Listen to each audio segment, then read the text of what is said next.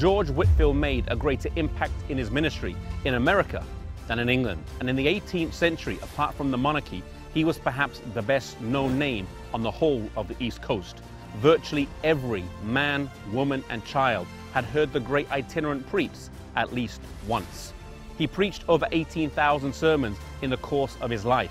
At the age of 55 in 1770, he was still preaching regularly despite ill health. He once famously said, "I would rather wear out than rust out." He died whilst on a trip to America in Massachusetts and is buried in the crypt of the Old South Presbyterian Church, Newburyport, Massachusetts.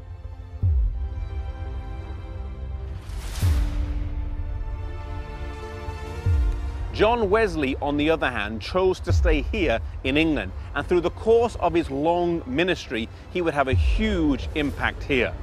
After he settled in London, John Wesley lived in this house here. However, he spent most of his time away from here, traversing the country on horseback, preaching and visiting the numerous small Bible study groups that he had set up.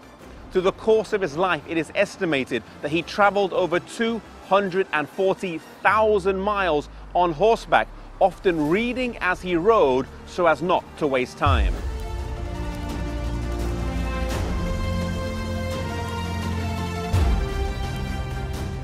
He once said, "The world is my parish."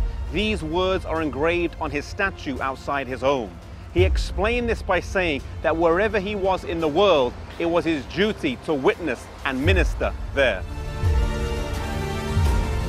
Prayer was an integral part of John Wesley's life, and he wanted a special place to pray, so he had an extension built on the back of his house. You can see it today around the back, protruding out the back. You know, sometimes today, those of us who own houses, we sometimes will build a bigger kitchen, a bigger living area, or a bigger garage if we have some money.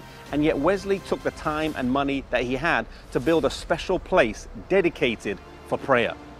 This room is sometimes called the engine room of Methodism, and you can visit it today and pray there where John Wesley used to pray every day.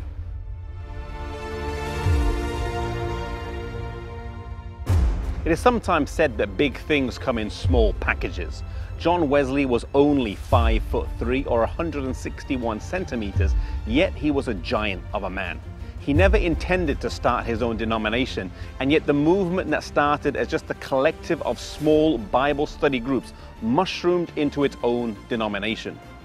He died on the 2nd of March, 1791, and as he lay dying with his friends surrounding him, he grasped their hands and said repeatedly, "Farewell, farewell." Then summoning up all his strength, he said, "The best of all is, God is with us." Then raising his arms one last time, he said, "The best of all is, God is with us."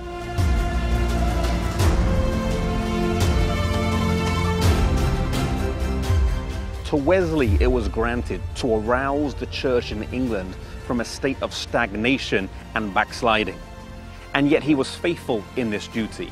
Two things that stand out from his life and ministry are the importance of the preaching of the word and the importance of small group Bible study.